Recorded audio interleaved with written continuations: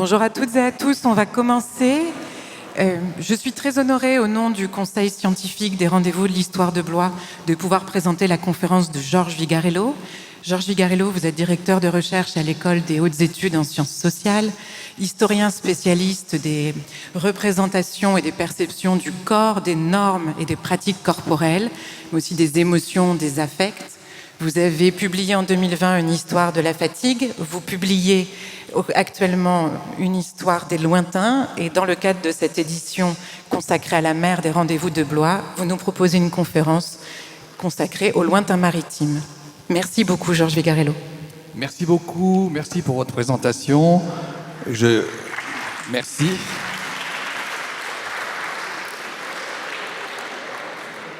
Je ne vous cache pas que je suis un fidèle des rencontres de Blois. Je les trouve absolument décisives, fondamentales, à la fois pour la recherche historique et pour la convivialité des historiens.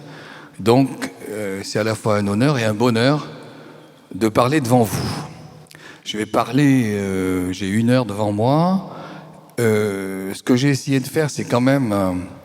avec une détermination chevillée au corps depuis longtemps, c'est quand même de traverser la longue durée, donc de poser cette question des lointains maritimes en partant de l'Antiquité et en arrivant jusqu'à aujourd'hui. J'espère que je ne vous effraie pas et que je ne vais pas provoquer de crise cardiaque parmi les gens qui m'écoutent.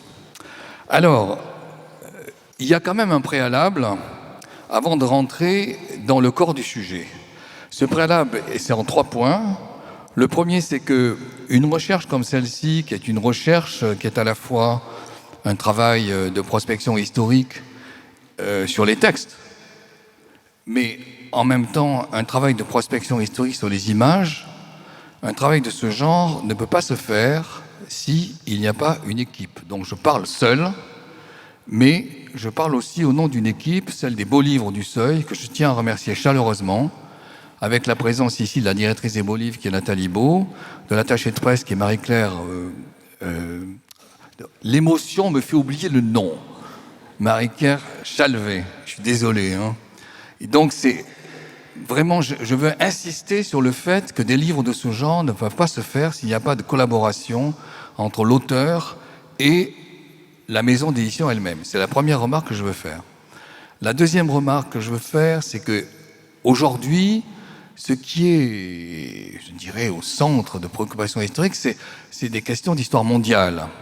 Alors évidemment, ce que j'ai essayé de faire, vous vous en doutez bien, ne nie pas la présence du monde, mais pour donner du sens à la notion de lointain, je suis quand même parti de ce qui nous est lointain. Donc je suis parti de positions qui sont celles de l'Occident, même si avec le temps, d'autres centres se sont construits, et même si avec le temps, vous verrez que ça fait partie de ma conclusion, les lointains, aujourd'hui, par rapport à l'Occident, nous reviennent. C'est-à-dire que nous sommes confrontés à un retour que j'essaierai d'expliquer. Et je veux dire un mot sur la longue durée, 3e point, parce que je pense que, évidemment, la spécialisation historique suppose que l'on se centre sur certaines périodes et que l'on devienne vraiment spécialiste sur certaines périodes. Mais l'intérêt aussi de la réflexion historique, c'est quand même, moi j'y tiens beaucoup, j'essaie de le faire régulièrement, je ne suis pas le seul. L'intérêt de la réflexion historique, c'est aussi de traverser le temps à la longue durée. Pourquoi ? Parce que quand vous traversez à la longue durée, vous êtes confronté à ce qu'on pourrait appeler des continuités, mais vous êtes aussi confronté à des ruptures. Et si vous êtes uniquement centré sur certaines périodes, les ruptures risquent de vous échapper. Or, les ruptures, je vais essayer de le montrer dans ce que je vais exposer, or les ruptures sont des facteurs indiscutables de compréhension historique, de compréhension du temps. Comment le temps s'est cassé et comment des renouvellements ont pu se penser. Donc c'est autour de ces 3, je dirais, repères que je voudrais parler aujourd'hui. Alors mon plan, c'est en 5 points, il est chronologique, il est très simple. Je pars des horizons les plus éloignés au sens du temps, c'est-à-dire l'Antiquité, avec cette idée que l'océan, c'est inaccessible. Ensuite, l'océan devient accessible, tout le monde le sait, mais comment et pourquoi ? Donc, c'est toute l'affaire de la fin du XVe et du début du XVIe. Et puis, rupture. Les Lumières pensent autrement. Les lointains, autrement. La construction, finalement, de ce qui nous met en rapport avec ces lointains. Donc, c'est mon 3e point. 4e point, vous imaginez bien que les lointains supposent un entour, supposent des outils, supposent des bateaux. Or, le 19e siècle, avec les ressources industrielles, va à nouveau créer des ruptures que l'on devine. Mais lorsqu'on étudie la question, elles sont encore plus profondes et encore plus décisives qu'on ne l'imagine. Enfin, dernier point, la modernité. La modernité, c'est l'invention de lieux qui sont depuis toujours considérés comme inaccessibles et qui, dans une certaine mesure, le deviennent. Mais pourquoi j'ai mis des aveux? Parce que ces lieux, vous le voyez bien aujourd'hui, entre ouragans, tempêtes, montée des eaux, etc., ces lieux, ils sont beaucoup moins, je dirais, fabuleux qu'on ne le croyait, et ils viennent nous interroger, voire même nous percuter de manière absolument frontale. Voilà mes 5 points. Alors, qu'est-ce que je vais dire sur la période antique? Je commence par les horizons antiques entre les monstres et l'océan infranchissable, et je vais prendre en compte l'image du monde que l'on se fait dans l'Antiquité, les outils dont on dispose les bateaux, la façon dont on se représente les mers, et en particulier évidemment l'océan, et enfin, comme l'océan est inaccessible, voilà un lieu d'imaginaire, et voilà un lieu de création, d'idées complètement étonnantes pour nos repères à nous, qui sont la création de monstres. Quels sont ces monstres? Alors commençons par le monde. Le monde antique, vous vous en doutez bien, a 2 caractéristiques. Il est à la fois beaucoup plus restreint qu'on l'imagine. Autrement dit, il tourne un peu, je pense à la Grèce, il tourne un peu autour de la Méditerranée. On monte un petit peu vers le haut de l'Europe, mais on rencontre très vite des obstacles, la glace, etc. On descend un peu à partir de la terre, pas à partir de la mer. On descend un peu vers l'Afrique, mais aussitôt ça brûle, c'est inquiétant, c'est effervescent, c'est pas supportable, mais on ne rentre pas dans l'océan. Les portes d'Hercule qui se trouvent au niveau de Gibraltar sont considérées comme infranchissables. Première remarque, donc monde restreint. Deuxième remarque, la façon dont on se représente le monde, c'est pas encore vraiment une sphère. C'est plutôt une sorte de plateau entouré de mers, d'océans, dans lesquels se rencontrent les fameux monstres dont je parlais. Ça, c'est 5e siècle avant Jésus-Christ. Hérodote est quelqu'un qui voyage quand même. Donc il monte un peu vers le nord et il va dire « je ne peux pas aller plus loin parce qu'il y a des murs qui sont des murs de glace, etc. » Bon. Si vous avancez dans le temps et que vous rentrez un petit peu dans la période, disons, post-Jésus-Christ et l'Occident, vous ne changez pas forcément d'horizon, mais vous enrichissez évidemment. Vous enrichissez l'espace européen, vous maîtrisez mieux la Méditerranée, vous commencez à rentrer de façon très précaire du côté de l'Orient, mais vous descendez très peu dans l'océan Atlantique. Il y a quelques tentatives, qui existent, dans lesquelles je ne veux pas rentrer parce que nous ne disposons pas d'un temps fou aujourd'hui. C'est vrai, Hamon, par exemple, le Carthaginois, il franchit les portes, les fameuses portes d'Hercule, et il descend le long de l'Afrique. Alors, il laisse des souvenirs il laisse des textes en disant qu'il a rencontré des autochtones, qu'il a négocié avec eux, qu'il a fondé des villes, etc. Et qu'en descendant un peu plus en bas, ça ne dépasse pas, à mon avis, les Canaries, etc. Il a rencontré des êtres qui sont des êtres humains et des êtres animaux. Il les appelle les gorillas, qui se sont battus contre lui. Il les a tués, il les aurait ramenés à Carthage. Très bien. Et puis, les traces ne sont pas vraiment restées de ce qu'il a fait. Donc vous avez des contestations à l'égard de ce voyage de Hamon. Disant Hamon, c'est peut-être du rêve. Vous voyez, on est confronté aussi à cette question-là quand on travaille sur la question des lointains. De l'autre côté, donc ça c'est du côté de l'ouest, du côté de l'est, moi je peux dire, les généraux d'Alexandre, en particulier Néarque, est considéré comme étant rentré, vous voyez, il est passé à pied sur ce qui existe aujourd'hui étant Suez, et il est rentré du côté de l'Inde. Là encore, certains historiens disent que son rapport est assez juste, mais c'est pas très clair. Alors lui aussi fait mention d'être curieux, les ischiophages, qui mangent du poisson. Mais ils mangent du poisson, ils ont des corps en écailles, ils ont des ongles très longs, ce qui leur permet d'ouvrir la chair du poisson. Bref, ne me faites pas trop dire ce que je ne peux dire. Je crois que ce qui est quand même en fait central, c'est que les lointains anciens tournent autour de la Méditerranée. Je crois que c'est ça qu'il faut dire. Alors pourquoi? À cause de bateaux. qui ne permettent pas d'aller bien loin. Ce sont des galères. J'ai mis l'image de bateau, mais on n'a pas le temps pour les montrer. Plusieurs obstacles, hein. Les galères, fond plat. Deuxième obstacle, la voile. La voile ne suppose que le fait d'avoir du vent qui vient de l'arrière, et puis les rames. Et donc, lorsque vous abordez des mers qui sont trop tourmentées, votre galère n'est pas dans les meilleures conditions qui soient. Du coup, les mers antiques, on parle des mers. Les mers antiques, elles sont pas très nombreuses, hein. Adriatique, Méditerranée, mer Noire. Oui, on monte un peu, Caspienne, mer Rouge, et puis un peu la mer d'Arabie. Voilà, c'est ça l'horizon. Évidemment, cet horizon il va basculer avec la fin du XVe siècle. Mais avant d'arriver à la bascule, il faut prendre d'autres considérations. Il faut voir à quel point il y a une sorte d'angoisse terrible qui prend les auteurs lorsqu'ils pensent à l'océan. Alors, vous avez ce texte étonnant d'Échille au 5e siècle avant Jésus-Christ qui vous dit « Lorsque franchissant, je le lis très vite, la mer rugissante, tu auras passé le détroit qui borne les deux continents, donc en fait, tu ne le passes pas. » Bon, c'est-à-dire les portes d'Hercule. Hein. Tu n'avanceras vers les portes flamboyantes du soleil, c'est un texte poétique en même temps, jusqu'aux champs gorgonien de Sistine où demeurent les vieilles filles de Phorcys, 3 sœurs au visage de cygne qui n'ont aucune dent et un œil en commun, donc affreusement dangereux, et qui jamais n'ont aperçu les rayons du soleil, ni l'astre de la nuit. Je t'avertis du péril. Donc ne passe pas. Voilà. À la fois, il y a la construction d'un espace que je qualifierais de mythique, et en même temps, il y a la construction d'un espace qui est interdit. Alors cet espace interdit fait imaginer des êtres complètement différents de nous, mais ces êtres, on ne les voit pas. Donc c'est l'objet véritablement d'une sorte de construction mentale, si vous voulez. Et c'est très nombreux, ils sont extrêmement différents. Vous voyez ça dans le texte de Pline, qui est écrit au 1er siècle, l'histoire naturelle de Pline, qui est majeure pour connaître un petit peu la vision de l'Antiquité sur le monde et sur les êtres. Alors je ne vous détaille pas, mais vous avez une multiplicité possible de diversions par rapport à notre normalité. Alors ça donne des êtres dont la tête se trouve dans la poitrine, ça donne des êtres qui n'ont qu'une jambe, et ça ne les empêche pas de courir et de sauter très bien. Vous avez des êtres qui ont plusieurs bras. Vous voyez, il y a du plus d'un côté, il y a du moins de l'autre. Vous avez des êtres qui vivent 5 ans, vous avez d'autres qui vivent 500 ans. Bref, c'est un imaginaire débridé, mais c'est ça à quoi je tiens un instant. La construction de l'imaginaire n'en obéit pas moins à quelque chose qui est, au bout du compte, de l'ordre de la logique, du plus, du moins, vous voyez, de l'autre, mais de l'autre dont on peut comprendre la différence, etc. Et puis vous avez les hybridations, évidemment.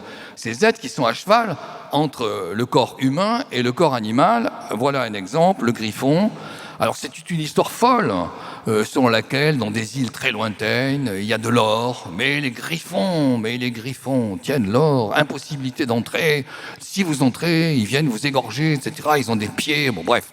Et puis vous avez la fameuse affaire de l'hydre de Lerne, qui n'est pas forcément un être nautique, bon, c'est un être de la terre aussi, mais comme j'ai vu hydre, et comme ça fait penser à la pieuvre, avec Nathalie Beau, je l'ai mise dans l'image.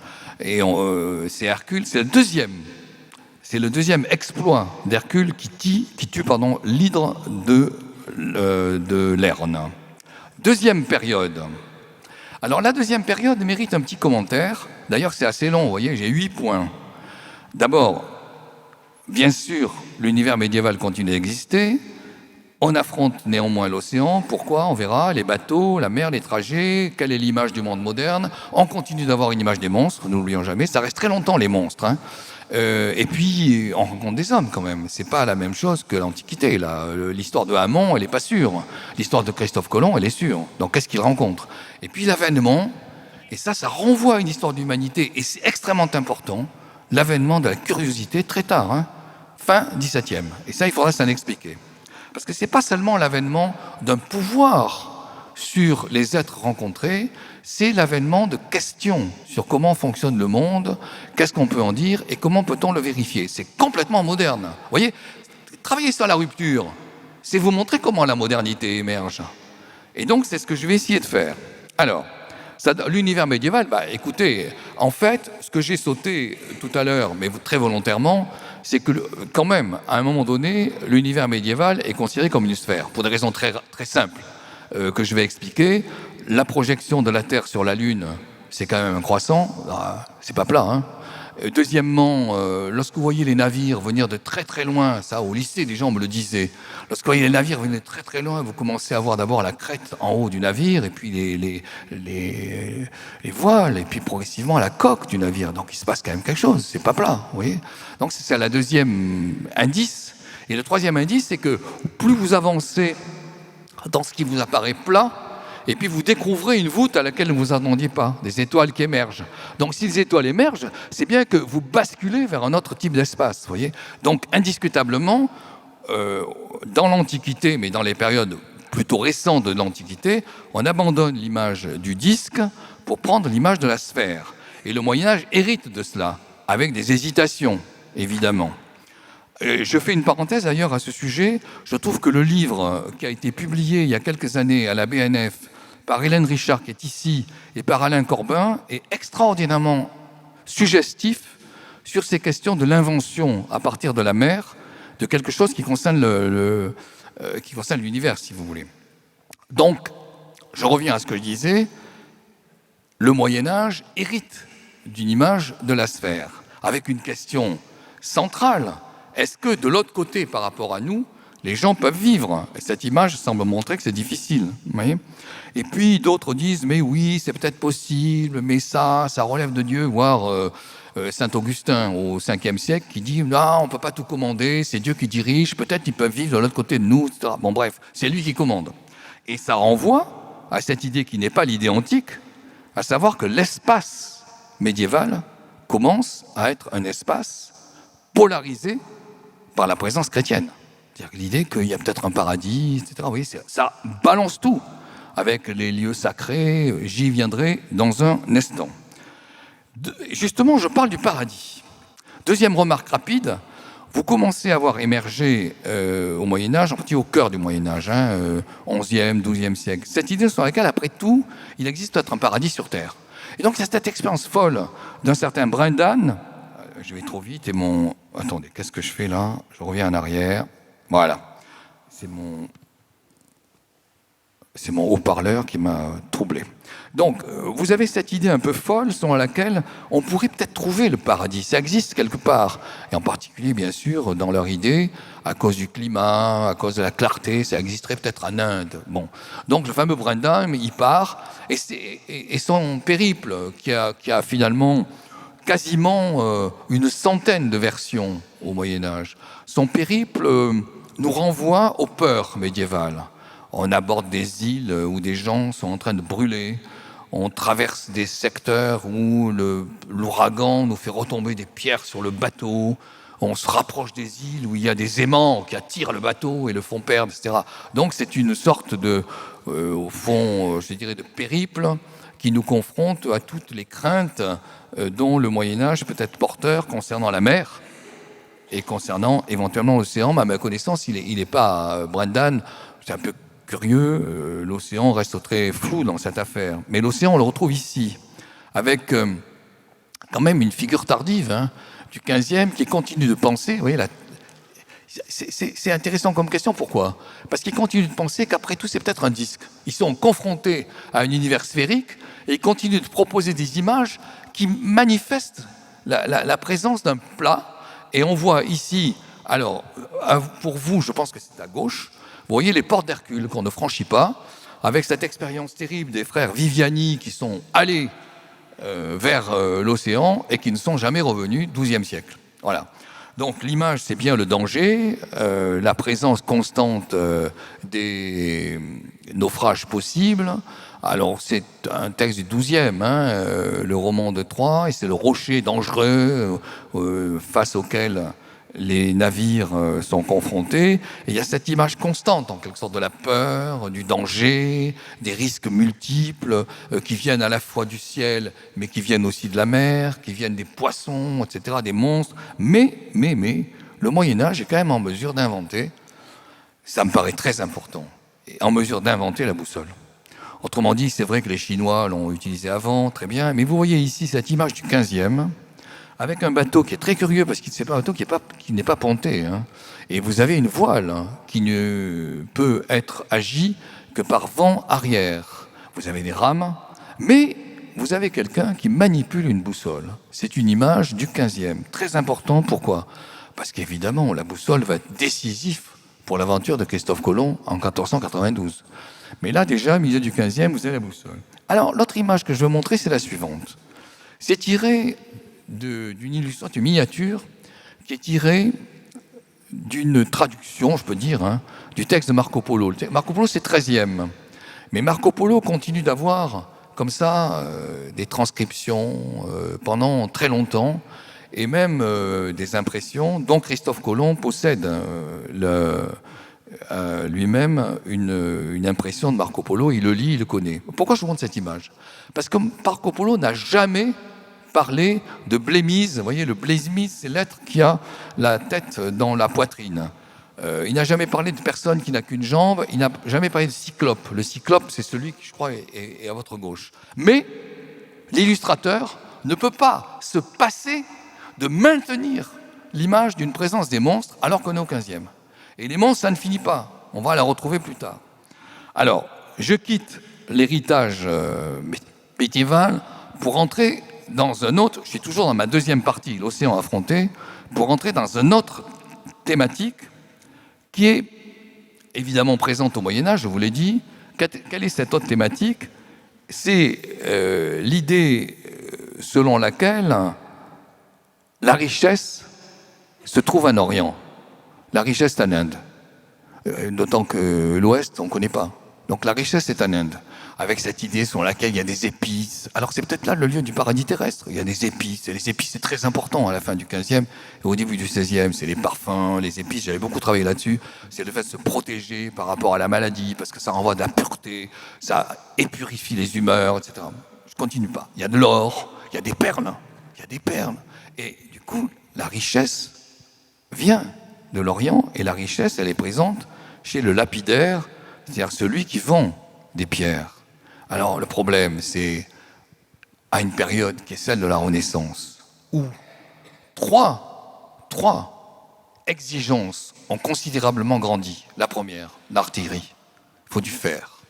Il faut avoir de la poudre. Il faut tirer. La deuxième, la cour. La cour, il faut des épices, il faut absolument avoir à sa disposition... je dirais, 1000 outils possibles. Se battre contre la peste, par exemple, c'est faire brûler des bois précieux. Bon.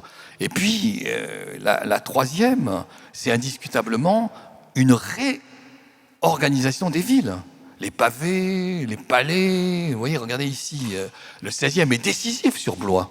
La partie même déjà de Louis XV, la fin de Louis XV, c'est absolument décisif. Ça transforme complètement les exigences architecturales. Et donc, ça transforme les exigences financières. Pourquoi je vous raconte tout ça? Parce que c'est en Inde qu'il faut aller. Oui, mais fin 15e, début 16e, l'Inde est quasiment inaccessible, pour une double raison. D'une part parce que on voit le lapidaire. C'est un lieu qui est géré par Venise. C'est Venise qui a la communication avec l'Inde. Et les galères vénitiennes, elles ne vous laissent pas facilement passer. Deuxième obstacle, les Ottomans. Les Ottomans gardent évidemment ce qui est du côté de l'Orient. Donc si vous voulez vous tourner vers l'Orient en fin 15e, vous ne pouvez pas. Alors l'idée, tout le monde la connaît. Tout le monde la connaît. C'est d'aller de l'autre côté. Mais pour aller de l'autre côté, c'est-à-dire il faut faire ça. Vous voyez? Mais pour aller de l'autre côté, il faut quand même avoir des outils. Et ces outils, ils vont être de 3 ordres. Un, des bateaux complètement nouveaux, grâce à de nouvelles conceptions architecturales. C'est des bateaux pontés. C'est des bateaux qui ont plusieurs niveaux. Pas beaucoup. Mais comme ils ont plusieurs niveaux, on peut mettre énormément de ravitaillement, de possibilités de cumul, etc. Deuxième découverte extrêmement importante par rapport aux bateaux qui ne peuvent fonctionner que vent arrière. Deuxième découverte, les voiles.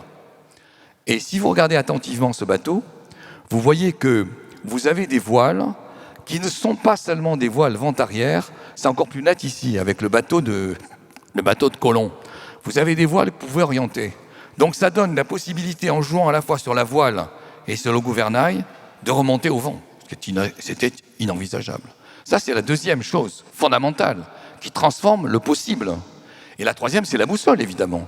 Autrement dit, vous pouvez commencer à affronter l'océan avec des bateaux plus puissants, plus sûrs, des bateaux qui peuvent mieux résister à l'opposition du vent, et enfin des bateaux qui peuvent entretenir la même direction. Donc ça donne, enfin, je vais pouvoir utiliser la boussole.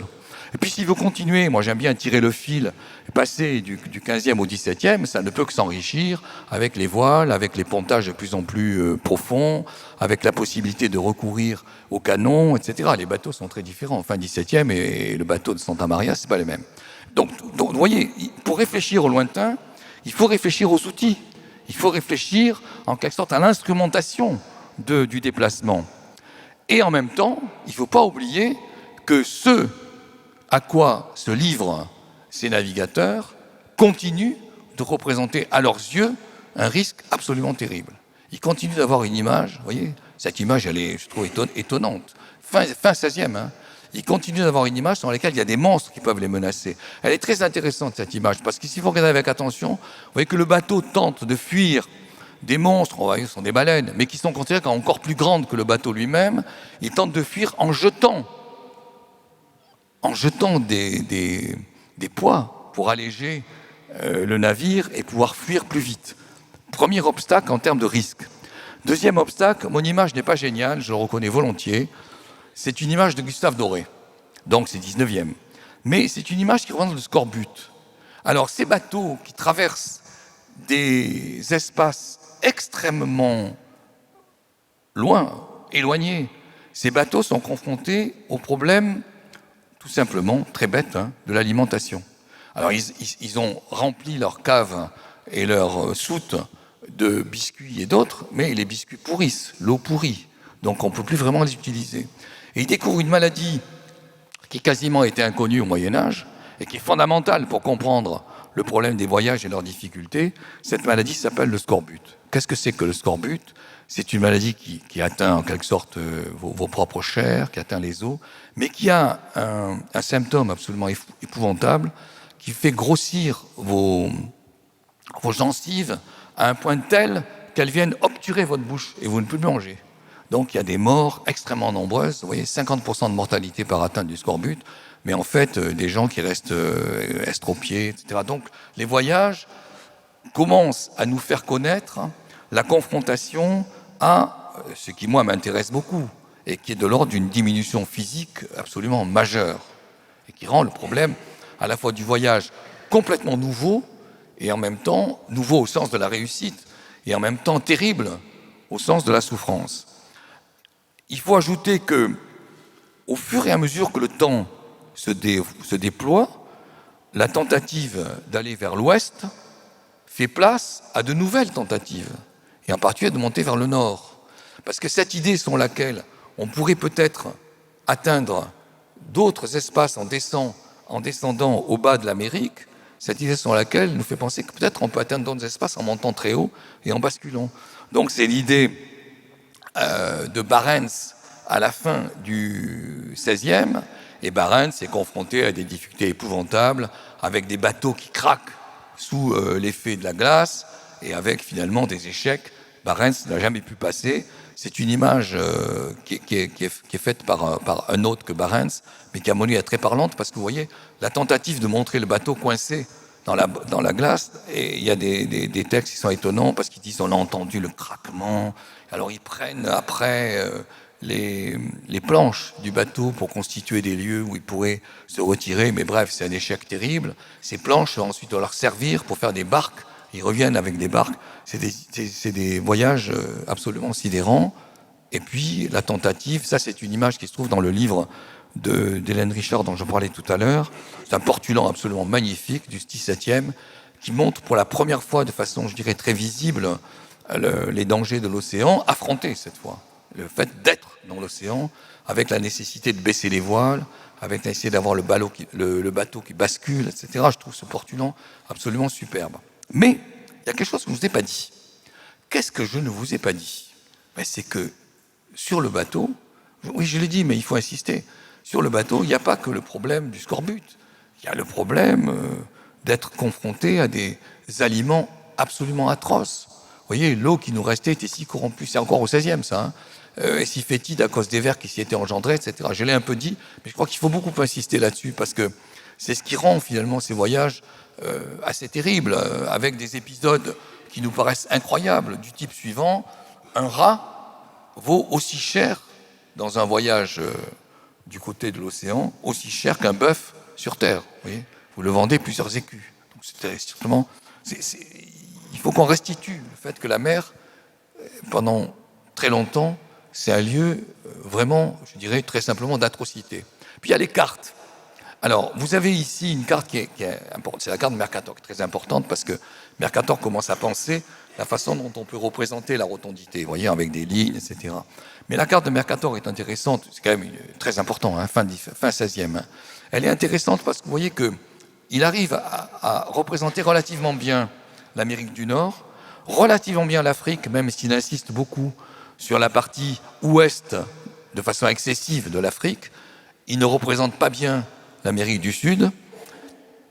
On ne sait pas si la partie qui est... Alors je crois, qu'attendez que je ne dise pas de bêtises, je crois qu'elle est là-bas. On ne sait pas si c'est l'Australie. En tout cas, il représente aussi les terres du Sud comme étant des terres, alors qu'on n'est pas sûr que ce soit des terres. Bref, ces cartes sont intéressantes parce qu'elles nous apprennent ce que l'on sait, et évidemment aussi, elles nous apprennent ce que l'on ne sait pas. Et là encore, c'est intéressant de tirer le fil temporel, parce que vous voyez bien que sur une carte de la fin 16e et sur une carte de quasi la fin 17e, tout est changé. L'Amérique du Sud est représentée bien mieux, l'Afrique est plus ajustée, l'Asie un peu mieux, etc. Il y a indiscutablement un enrichissement considérable. Je continue, enrichissement certes, mais l'imaginaire continue de fonctionner dans un texte que je trouve, moi, absolument passionnant, qui est le texte d'Ambroise Paré, qui est un texte médical. Mais Ambroise Paré, c'est quelqu'un qui considère qu'il a un savoir quasi universel et qui se pose aussi des questions sur, au fond, qu'est-ce qui existe ailleurs. Et il y a un chapitre sidérant sur les monstres. Et alors, je ne vous en montrer que quelques-uns, on pourrait en montrer 50. Hein. Voilà des types de monstres dont il est persuadé de l'existence en 1585. Voilà un autre monstre qui s'inspire de la religion chrétienne. C'est une sorte de prêtre qui existe dans les eaux, avec des écailles, etc. Bon, voilà un autre monstre qui est une sorte de baleine, mais en même temps avec l'idée qu'il y a une corne qui n'en finit pas. Et travailler sur les monstres, c'est travailler sur la façon dont l'imaginaire du monstre peut changer. Et indiscutablement, ça s'agit avec le temps. Et donc au XVIIe, vous continuez d'avoir des monstres à queue, des hommes à queue, mais ça prend une allure un peu moins, je dirais, explosée que ne prennent ces images-là. Alors, il y a une autre question qui se pose. On traverse l'océan, mais qui rencontre-t-on? Et c'est vrai qu'on pourrait parler là très très longtemps. Ça a été super travaillé, ce genre de questions. Qui rencontre-t-on? C'est une question énorme. Qui on rencontre? Alors, l'idée de Christophe Colomb, c'est on rencontre des gens qui peuvent être dangereux, mais on rencontre des gens qui sont complètement passifs, qui sont des moutons. Et au fond, la seule possibilité, c'est de les éduquer, de les renvoyer, de les convertir, si vous voulez. Bon. Il faut d'autant plus les convertir que c'est des êtres qui représentent quelque chose qui est de l'ordre de l'écart total par rapport à l'exigence religieuse. C'est des démons, vous voyez, ils sont influencés par les démons. Donc ils mangent de manière goulue les corps des autres, c'est des gens incontrôlables, c'est des gens qui n'appartiennent pas du tout à l'horizon, en quelque sorte, de Dieu. Et donc notre charge à nous, dit Christophe Colomb, c'est de les convertir. Alors il est appuyé par Isabelle la catholique, parce que Isabelle la catholique, à la même époque, elle a réussi à exclure, à renvoyer en particulier les musulmans dans leur propre terrain, ils sont plus en Espagne, donc on arrive, nous, quand même, à faire exister le catholicisme. Christophe Colomb, heureusement, il va le faire exister aussi sur les terres éloignées. Et puis, moi, ce qui m'intéresse beaucoup, c'est comment cette image, au fond, de l'individu, des êtres des lointains, comment cette image peut changer.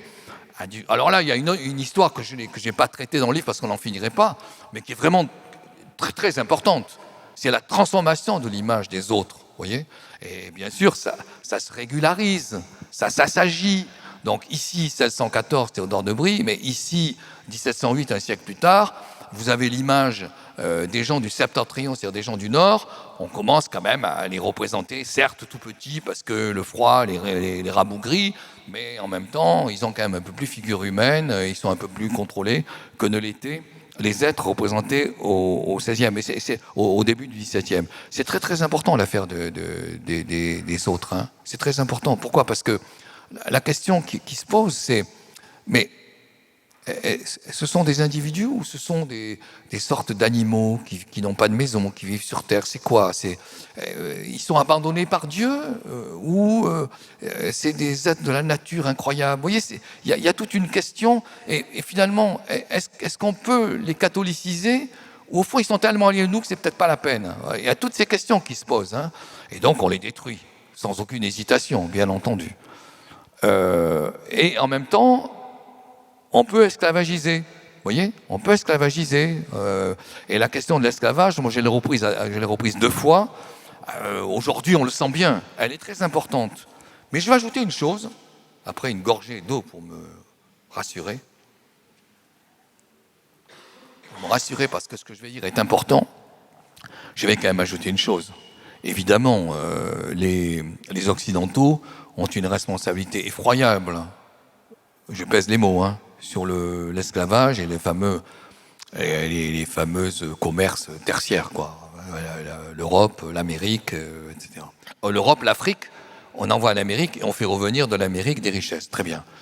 Mais quand vous lisez les textes, ce que j'ai fait évidemment avec attention, vous voyez que l'esclavage, il est évidemment en Afrique aussi.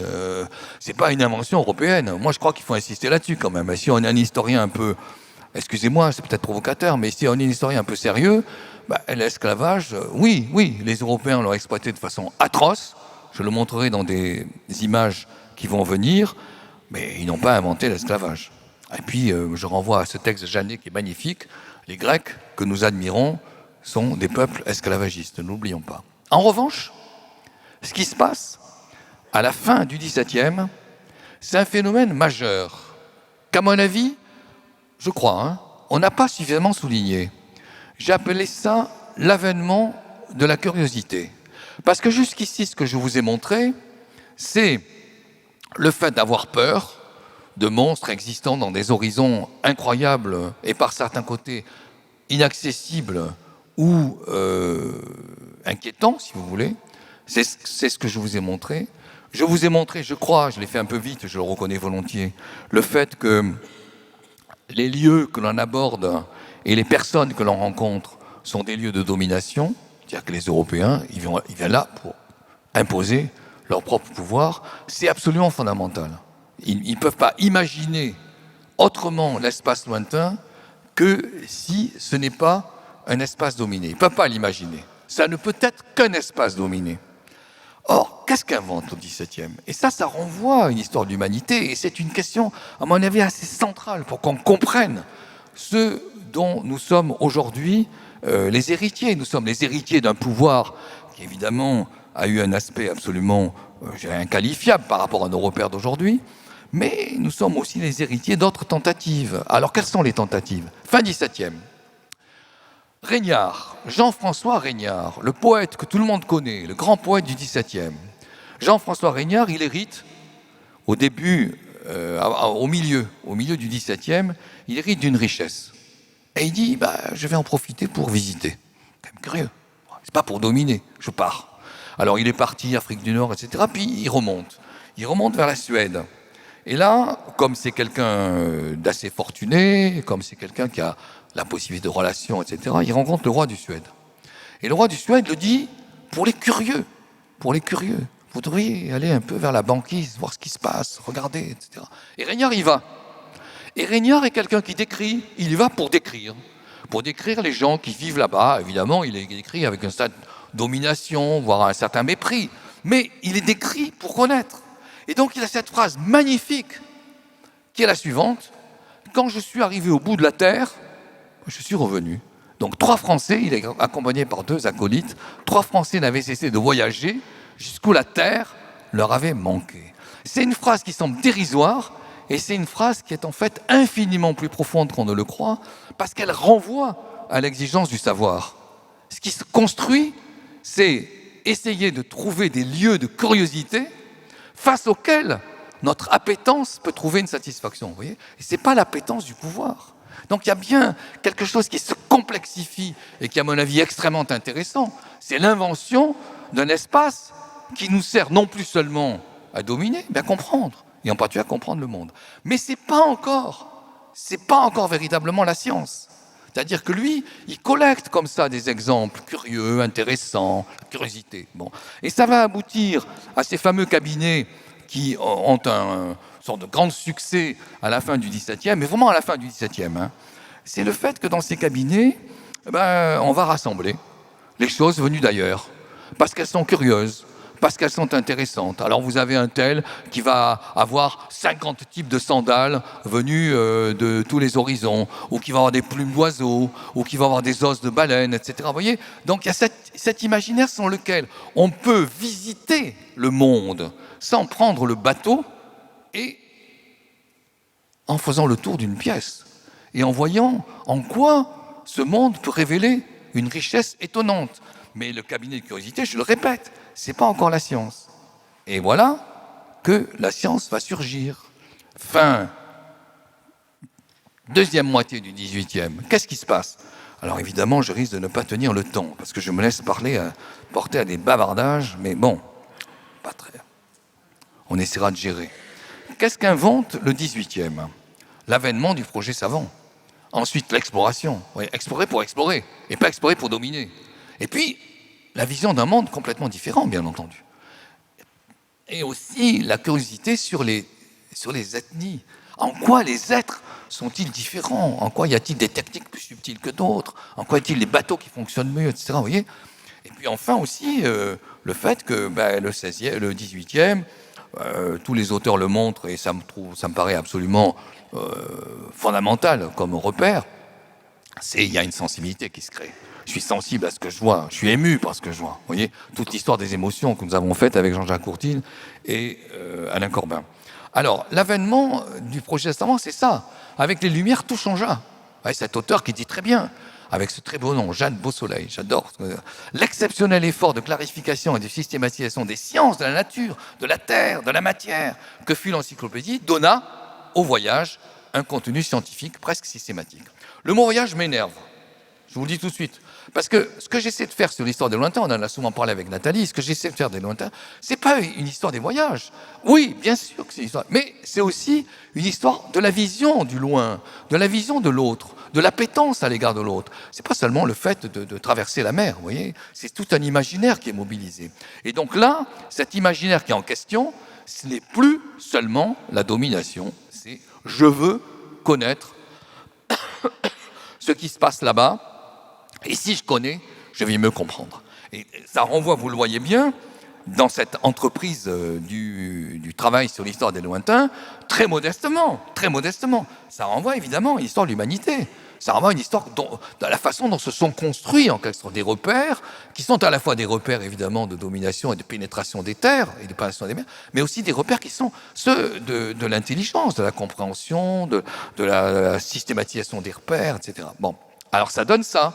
Les voyages, James Cook, il est envoyé dans le sud, pas tellement pour prendre possession des terres, pour comprendre ce qui se passe du côté de la glace. Et James Cook, il sera évidemment limité par l'obstacle. Il va imaginer ce que nous appelons les icebergs comme étant des îles complètement désertes évidemment, mais il descend pour savoir, vous voyez, il descend pas pour posséder.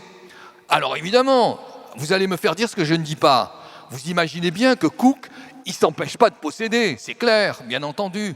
Tous les voyageurs du XVIIIe, Bougainville, la Pérouse évidemment, Cook, ils plantent leur possession quand ils arrivent sur une île. Ils la plantent, évidemment, ils cherchent, mais une de leurs motivations, c'est bien d'essayer de connaître. Et c'est pas seulement de posséder. Et c'est ça la grande nouveauté. Donc, vous avez du coup des herbiers qui se constituent, vous voyez, vous avez des recherches qui se constituent sur le problème du scorbut. Alors, qu'est-ce qu'on fait? On expérimente. Et finalement, ils se rendent compte que le scorbut, ça peut peut-être être dominé si on a des aliments frais, etc. Donc, on entre dans un horizon qui est vraiment celui du savoir, de la science, des progrès que peuvent nous apporter le fait de mieux comprendre, finalement, à la fois l'univers et le déplacement. Et les déplacements installent quelque chose qui est très neuf. Hein. Ils vont basculer de plus en plus vers l'Austral. C'est-à-dire qu'ils vont visiter, c'est Cook le premier, la Pérouse qui n'est jamais revenu. Hein. Et Cook aussi, Cook a été tué dans son 3e voyage. Et la Pérouse jamais venu. Vous connaissez tous cet épisode de Louis XVI sur les chapeaux qui dit « Est-ce que vous avez des nouvelles de monsieur la Pérouse ?» hein. Et Louis XVI avait envoyé la Pérouse pour savoir. Hein. Alors, donc, on traverse l'océan Indien, on essaie de connaître les îles, on recense les îles, on essaie de les installer, etc. Et il y a un lieu qui est très marquant, montrant à la fois, je dirais, l'avancée, la connaissance de l'espace, et en même temps l'ignorance de l'espace, c'est ce qu'on appelle l'Australie. Alors moi je ne savais pas, hein. Je découvre comme ça, ce planisphère magnifique de monsieur Janvier, 1781. Si vous regardez l'Australie, qu'est-ce que vous voyez ? Vous voyez qu'une partie de la côte n'est pas décrite. Donc, il y a des choses que l'on commence à savoir, et en 1781, que l'on ne sait pas. Du coup, le défi, c'est le 19e, bien sûr, et on en va en parler dans un instant. Mais n'oublions jamais, alors qu'est-ce que je veux dire ? N'oublions jamais le fait que les combats ne disparaissent pas. Des gens comme James Cook dit, s'ils résistent, je réplique. Vous voyez, si l'homme de l'île envoie des saguets, James Cook n'hésite pas une seconde, il canonne. Donc l'image occidentale, ne l'oublions jamais, c'est évidemment une image d'exercice du pouvoir. Alors que Cook, il peut passer des jours entiers sur son bateau pour recenser les herbiers. Vous voyez, et malgré tout, bon, ça c'est Willis, c'est pas Cook, hein, mais c'est la même époque, 1710, donc une image des combats avec les autochtones, et puis de plus en plus la systématisation de l'esclavage, je n'insiste pas, les bateaux atrocement agrémentés pour avoir de plus en plus d'esclaves sur le... Et puis cette idée qui mérite, à mon avis, une attention, même si le temps passe, cette idée fondamentale, qui est la suivante. Abbé Pichon, bon, pourtant c'est un abbé, on peut imaginer que c'est pas un ethnographe, mais c'est un abbé, qui écrit un petit livre que j'ai lu 10 fois, qui s'appelle La physique de l'histoire, mais ce qui est à lire, ça se trouve en tout petit caractère en dessous, les principes élémentaires du tempérament et du caractère naturel des peuples. Donc, l'abbé Pichon, 1765, c'est pas le seul. Picard va avoir un texte magnifique à partir des années 30 du 18e, 10 volumes hein, sur les ethnies, à partir de la religion. Qu'est-ce qui est nouveau ? C'est l'idée que le monde ne se partage plus entre occidentaux qui savent et sauvages qui ne savent pas. Immense idée. Le monde se partage entre des occidentaux, mais des sauvages qui ont des niveaux d'intellection, des niveaux de sociabilité, des niveaux de technicité qui peuvent être relativement différents et dont certains peuvent être particulièrement élaborés. Donc le 18e, au-delà du projet scientifique, c'est un 18e qui commence à tolérer la diversité. Vous voyez, on entre dans nos périodes, qui commence à penser une diversité susceptible d'être hiérarchisée. Et le monde ne se partage pas entre ceux qui savent et ceux qui ne savent pas.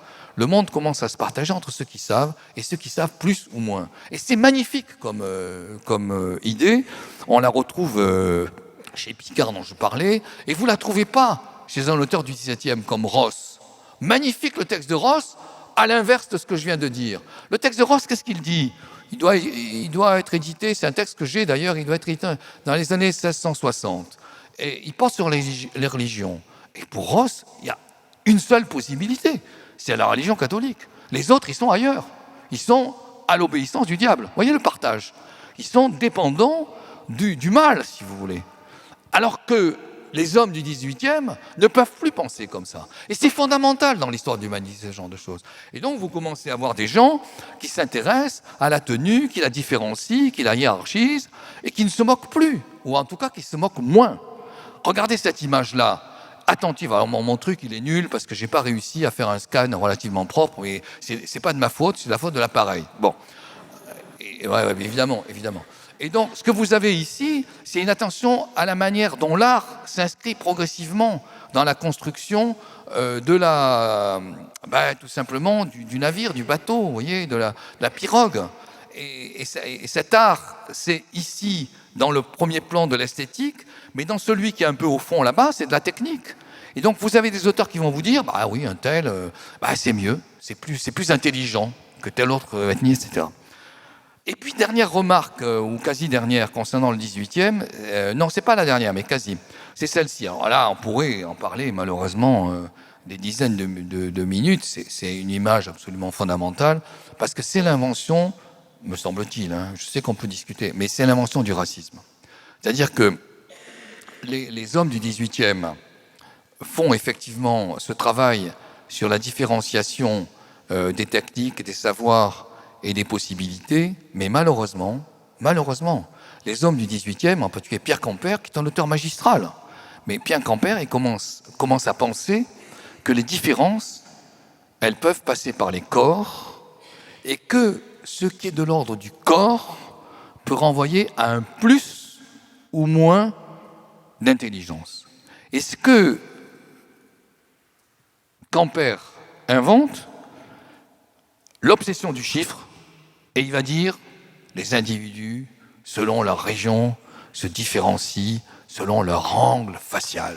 Alors il va se mettre à mesurer. Vous voyez, si le cerveau s'aplatit un peu trop, l'espace de l'encéphale est affaibli. Et donc vous avez ici toute une progression qui part quasiment de l'animal et qui va quasiment jusqu'à l'européen, vous voyez. Et donc du coup, ce qui était de l'ordre de la différenciation dont je parlais tout à l'heure, et qui était assez ouverte, tend ici à se fermer et à nous orienter vers quelque chose qui est absolument tragique à mes yeux, et qui est la chose suivante, inscrire la supériorité dans l'anatomie. Et ça, évidemment, ça a continué. Et malheureusement, vous savez à quoi ça a conduit. Cela dit, le 18e est en même temps un lieu de sensibilité. Vous commencez à voir apparaître des représentations d'êtres, des lointains, mais qui sont parfaitement susceptibles de porter une véritable beauté, une séduction, etc. Puis vous avez la sensibilité à l'égard des naufrages, vous voyez, des malheurs, etc. Donc le 18e est riche pour plusieurs raisons, hein. La science, la sensibilité, et en même temps, cette idée que la science, en fait, peut aussi avoir des sortes d'inversions qui aboutissent à des dominations encore plus épouvantables que celles qui pouvaient exister auparavant. Parce que ce type de domination à partir du physique, ça renvoie à de la violence, évidemment. Les êtres qui sont stigmatisés pour des raisons physiques sont mis dans une position qui est insupportable et qui renvoie à de la violence. Alors, on va passer au 19e. Il me reste très exactement 5 minutes. Et c'est l'industrie ici qui va l'emporter. C'est l'industrie parce qu'il y a évidemment la révolution des bateaux, il y a un monde redessiné, il y a une possibilité considérable dans l'exploitation du fer. Mais je voudrais d'abord simplement m'attarder un instant à ce que je considère comme étant la révolution des trajets. Parce que jusqu'ici, je ne suis pas rentré dans tous les détails, mais vous voyez bien que ce qui a été inventé, c'est d'abord passer en dessous de l'Afrique. Ça, c'est Vasco de Gama, extrême fin du 15e, 1598. Mais ensuite, c'est le passage par en dessous de l'Amérique. Et ça, c'est Magellan, les années 20. Tout ça, je ne suis pas rentré dans les détails, parce qu'il y a trop de détails à raconter. Mais il se passe quand même quelque chose de fondamental au 19e, c'est que les trajets sont révolutionnés. On ne peut pas se contenter, pour aller du côté de l'Est, de passer en dessous de l'Afrique. Ce n'est pas possible. Et la richesse industrielle peut peut-être permettre de creuser un canal et de passer par le secteur arabique. Très bien. Mais si vous continuez, pourquoi l'Amérique ne serait-elle pas aussi l'objet d'un possible passage entre l'Amérique du Nord et l'Amérique du Sud? Et donc c'est le canal du Panama, très exactement en 1885-86. Mais si je vous dis tout ça, c'est que vous voyez, quand vous lisez en particulier les commentaires sur le canal du Panama, c'est absolument fou.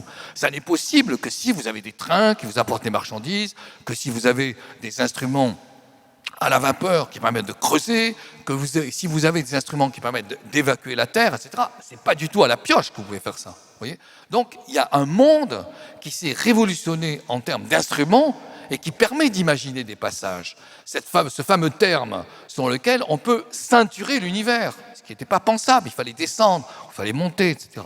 Mais ici, l'image que je vous montre en premier, c'est l'image qui répond à Barents. Barents, il ne pouvait pas passer. Or, le Vega 1878, poussé par un financement venu du roi de Suède, il passe. Et pourquoi passe-t-il? Il a un autre bateau. Il a un bateau qui résiste au fait d'être écrasé par les glaces. C'est un bateau avec une armature en fer. C'est un bateau qui s'est renseigné sur tous les espaces et possibilités, la présence des glaces, etc. C'est un bateau qui a de l'hélice, qui est poussé par de la vapeur. C'est pas seulement un bateau à la voile. Donc il y a une richesse, je dirais, instrumentale considérable. Et enfin, 1878, on peut commencer à imaginer de passer par le nord et de descendre du côté du Japon. Et il y a cette phrase extraordinaire qui renvoie... Alors d'abord, il séjourne aussi, il séjourne 10 mois sur la banquise, en 118. Il y a cette phrase extraordinaire, « Nous sommes enfin arrivés au Japon grâce au roi de Suède », alors que le roi de Suède, il était tranquillement assis sur son trône, et c'est les autres qui ont fait le voyage. Bon. Mais il n'y a pas que ça. Il y a le fait qu'au 19e, on peut installer des câbles. Et donc, on peut installer des communications qui ne nécessitent plus le fait qu'on aille pour écouter, pour entendre, etc. Vous voyez, donc le câble très important en 1866, c'est le Great Eastern, qui est un bateau à voile, mais aussi à vapeur, vous voyez, les cheminées. Bon, et puis, vous avez évidemment, je n'ai pas montré Panama, mais vous avez évidemment cette image magnifique qui a été trouvée par Marianne May, qui est la kinographe du Seuil, image magnifique qui est le passage par Suez. Suez, ça change tout. Et puis, vous avez le fer qui permet d'imaginer d'immenses viaducs passant sur les estuaires, etc. Donc, on a à la fois une réalisation complètement nouvelle du trajet, et on a aussi un imaginaire complètement nouveau du trajet. Le trajet est disponible, le trajet il est là. Alors, j'ai commencé par ça, mais j'aurais dû commencer par ce genre de choses. C'est-à-dire que c'est les bateaux. Les bateaux sont complètement différents. Et vous avez deux possibilités de traction. La voile n'est pas abandonnée pendant longtemps. Mais vous avez deux possibilités de traction, dont la roue à aube, qui est bien connue, mais aussi, voilà, l'hélice. Fondamentale. Et puis tout ça nous amène à mieux maîtriser. Moi, je ne maîtrise pas le temps, en revanche. Vous amène à mieux maîtriser l'espace. Voilà l'Australie. Vous voyez? Ça y est, on a fait le tour, on sait.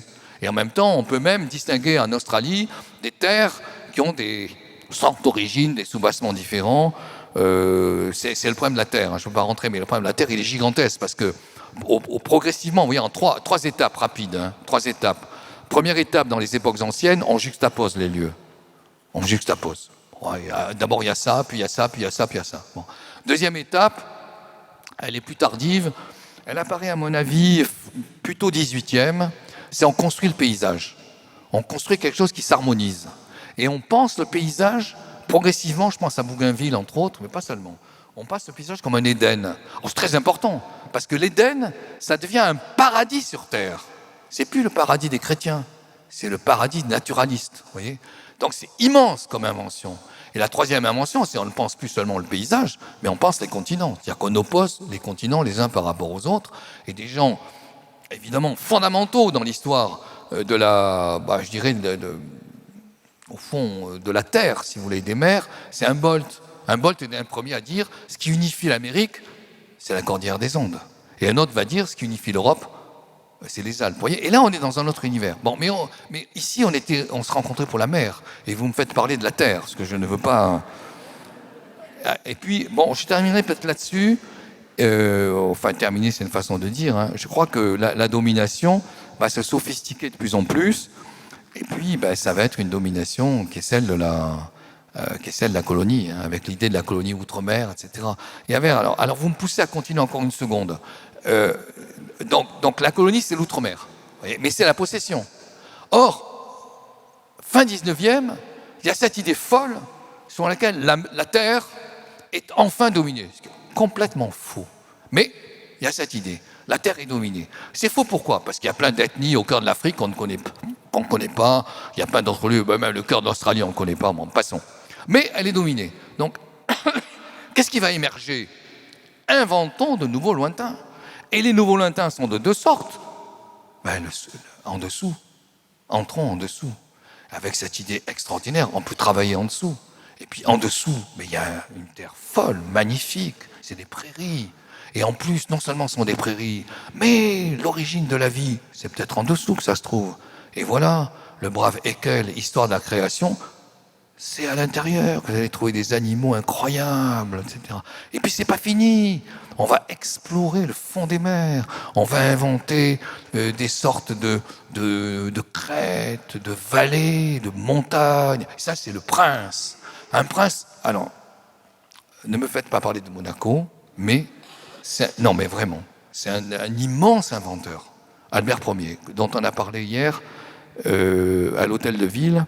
Albert Ier, c'est le premier à sonder vraiment l'ensemble des mers et donc à créer un paysage sous-marin, si vous voulez. Oui, le lointain sous-marin, ça m'a existé. Et puis, je sens votre impatience absolue, qui est quoi? La fiction. À partir du moment où on sait, on va pouvoir imaginer autrement que l'imagination antérieure, si vous voulez. Et des auteurs comme Jules Verne, 20 milieux sous les mers, fabuleux. Ça, c'est un livre extraordinaire, ça, vous voyez, parce que il essaie de créer un monde sous-marin. C'est une gravure de Rioux, qui est un graveur absolument étonnant. Il essaie d'imaginer un fond qui représente un autre lieu possible de vie. Alors vous allez me dire, il y a un autre lieu possible, c'est le ciel. Mais ici, on n'est pas là pour parler du ciel. Alors, comme j'ai passé mon temps, je vais quand même aller très vite. Et ce que je veux vous montrer, c'est que la période moderne, 20e, elle invente ce que j'appelle des non-lieux. Le lointain devient un non-lieu. Il est partagé par tout le monde. C'est un lieu qui est identique. On a beaucoup travaillé là-dessus, avec les beaux livres, avec Nathalie, etc. On a beaucoup travaillé pour comment représenter le non-lieu. Eh bien, c'est les autoroutes, mais nous, on parle de la mer. Donc, c'est les paquebots qui unifient l'espace, mais qui font vivre les gens à partir de repères qui sont des repères niant l'étrangeté, qui sont des repères entretenant au fond, l'horizon européen. Alors, c'est encore pire ici. Alors, du coup, vous me disiez tout à l'heure, à partir d'où le monde est dominé, bon, on invente de nouveaux lieux. À partir du moment où il existe des non-lieux, on va inventer des ultra-lieux. C'est-à-dire des lieux carrément, quasi impossibles à atteindre. Et c'est le travail magnifique de Jean-Louis Etienne qui parle ici. C'est aussi un travail que n'oublions pas, tout l'affrontement sous la mer, l'apnée, etc. Et puis, n'oublions jamais, je terminerai là-dessus, le tragique. Le lointain, aujourd'hui, c'est infiniment plus tragique qu'on ne le croit. Je ne veux pas terminer sur une note totalement négative et pessimiste, mais quand même, regardez, terre et mer, magnifique, d'accord? Image d'Arthus Bertrand. Mais ça c'est nous. Ça, c'est nous. C'est-à-dire qu'on envoie les déchets, vous voyez, et les déchets nous reviennent. À la fois parce que les autres ne supportent pas de les avoir, mais aussi parce que les déchets, ils corrompent la mer. Et puis, qu'est-ce qui se passe? Le réchauffement climatique, ça fait monter les eaux. Et ça, vous voyez? Et ça. Alors, le réchauffement climatique, ça, on ne comprend pas. On ne comprend pas pourquoi des ouragans. C'est très simple. Lorsque la mer se réchauffe, ça crée un appel de chaleur. Qu'est-ce qui s'engouffre dans la mer, dans la chaleur? Évidemment, c'est un vent. Et un vent de plus en plus puissant si la différence de température est importante. Donc ça crée ce genre de choses qui viennent de se passer en Floride. Mais, dernières images, il n'y en a plus que 2. 2050, si la température monte de 2 degrés, qu'est-ce qui se passe à Londres? Voilà ce qui se passe. Alors, gardons l'espoir. Il y a une magnifique image de la Voie lactée, et c'est là-dessus que je voudrais terminer. Et je vous remercie.